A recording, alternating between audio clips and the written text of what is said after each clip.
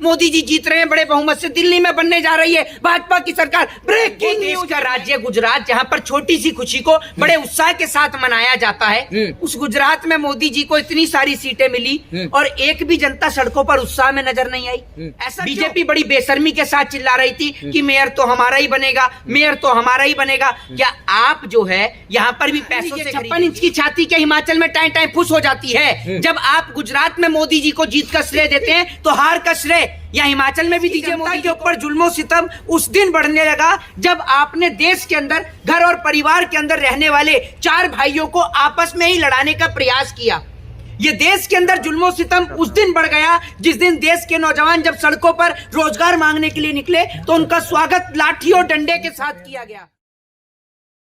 प्रधानमंत्री नरेंद्र मोदी का जो बयान आया कि और भी जुल्म और सितम बढ़ने वाला है, किस तरह से देख रहे हैं? देखिए, सबसे पहली बात तो प्रधानमंत्री नरेंद्र मोदी जी ने अपने मुंह से कहा कि जुल्म और सितम बढ़ने वाला है, तो मोदी जी ये तो आपने बहुत अच्छी बात कही है, क्योंकि जुल्म और सितम तो आप जनता पे ढहा ही रहे हैं।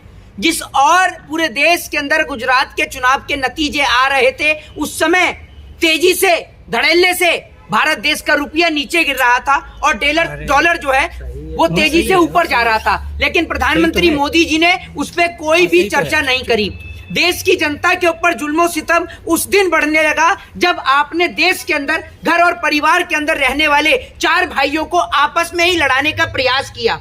ये देश के अंदर जुल्मो सितम उस दिन बढ़ गया जिस दिन देश के नौजवान जब सड़कों पर रोजगार मांगने के लिए निकले तो उनका स्वागत लाठी और डंडे के साथ किया गया। इस देश के अंदर जुल्मो सितम उस दिन बढ़ गया जब इस देश के अंदर के नेता जो भगवानों की जाति बताने लग गए, और मुझे तो उन लोगों के ऊपर शर्म आती है। और खैर, उन लोगों को जवाब दिल्ली की जनता ने दिया है, जो लोग स्टार प्रचारक बन बन के जगह जगह जा रहे थे और जिन्होंने खूब गाना भी गाया कि जो राम को लाए हैं हम उनको लाएंगे। पहली बात तो ये कि राम को लाने की औकात किसी की नहीं है, राम आपको और हमें लेकर आए हैं। तो इसका जवाब दिल्ली की जनता ने दिया, देश की जनता ने दिया। मोदी जी, प्रधानमंत्री को वहाँ 156 सीट मिला, कहा जरा 56 इंच का छाती है, तो मेरी बात सुन लीजिए, 56 इंच की छाती के हिमाचल में टाइम टाइम फुस हो जाती है। जब आप गुजरात में मोदी जी को जीत का श्रेय देते हैं तो हार का श्रेय या हिमाचल में भी दीजिए मोदी जी को।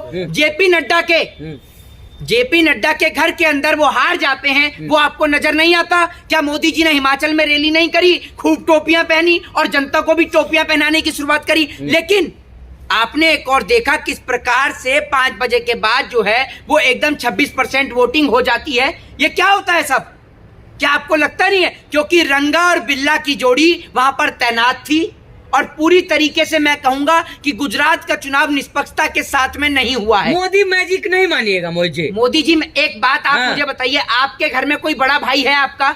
है कोई बड़ा भाई है? आप इतने सारे पत्रकार हैं, आपके भाई होंगे, अगर कोई बड़े हैं तो उनके बच्चे होंगे, ठीक है? तो आप एक बात मुझे बताइए कि मोदी जी को देश का नौजवान क्यों वोट डालेगा? ये बताइए। इसलिए वोट डालेगा कि जिस देश के नौजवान को सरकारी नौकरी मिलनी चाहिए थी, उसको मोदी जी जाते हैं जाओ कुतुब मीनार पे चढ़ जाओ, ताजमहल के दरवाजे खुलवा लो। ये जो सफेद दरवाजा देख रहे हैं ना, ये ताजमहल के दरवाजे नहीं, ये तो मंदिर हुआ करता था, समझ रहे हैं? आप कह रहे हो जाके मस्जिद के भोंपू उतरवाओ, इस नाम पर देश का नौजवान वोट देगा आपको?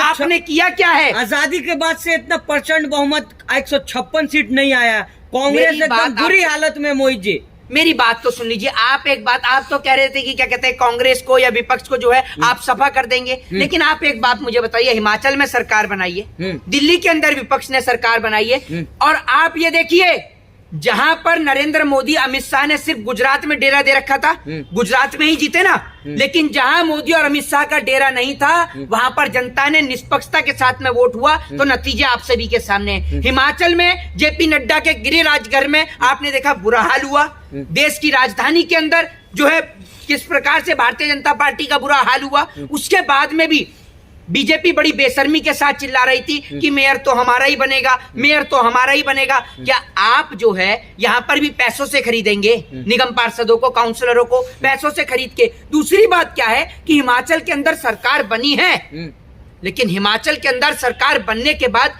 सरकार चल पाए ये एक बहुत बड़ा विषय है, क्योंकि ऑपरेशन लोटस यानी सीबीआई, ईडी और इनकम टैक्स बीजेपी जरूर भेजेगी और एमएलए की खरीद फरोख्त के लिए जरूर सोचेगी। ऐसा हो नहीं लेकिन सकता। वही जिस तरह से गुजरात का नतीजा या तमाम लोग जो ईवीएम पे सवाल कर रहे हैं, आप भी कर रहे हैं कि 5 बजे के बाद 26% वोटिंग कैसे मैं हो तो गया? कहता हूँ ना, हाँ? नहीं मैं तो कहता हूँ, एक बात आप मुझे बताइए, वो देश का राज्य गुजरात जहाँ पर छोटी सी खुशी को बड़े उत्साह के साथ मनाया जाता है, उस गुजरात में मोदी जी को इतनी सारी सीटें मिली और एक भी जनता सड़कों पर उत्साह में नजर नहीं आई। ऐसा क्यों? आपने देखा गुजरात से कहीं कोई तस्वीरें आई हो जहां पर लोग खुशियां मना रहे हो? बताइए ना आप मुझे, क्योंकि जनता तो यही सोचकर परेशान है कि हमने तो वोट दिया नहीं था, तो मोदी जी जीत कैसे गए? भैया जब तक है ईवीएम का साथ, मोदी जी करते रहेंगे जनता का सत्यानाश। तब हिमाचल में ईवीएम नहीं था, हिमाचल में ईवीएम नहीं था क्या? नहीं, मोदी जी नहीं थे ना वहां पर, मोदी जी और अमित शाह नहीं थे। समझ रहे हैं आप? मोदी जी तमाम रैलियां किया वहाँ पे। मोदी जी ने तो आचार संहिता की धज्जियां उड़ाई हैं। मोदी जी ने आचार संहिता की धज्जियां उड़ाई हैं। मोदी जी को देखा नहीं आपने कि जिस दिन वोटिंग हो रही है मोदी जी पैदल चल रहे हैं, लोग खड़े हुए हैं, मोदी जी हाथ हिला रहे हैं, जैसे अपने आप को अक्षय कुमार, शाहरुख खान, सलमान समझ रहे हो ये भैया? ये बताइए ना आप मुझे।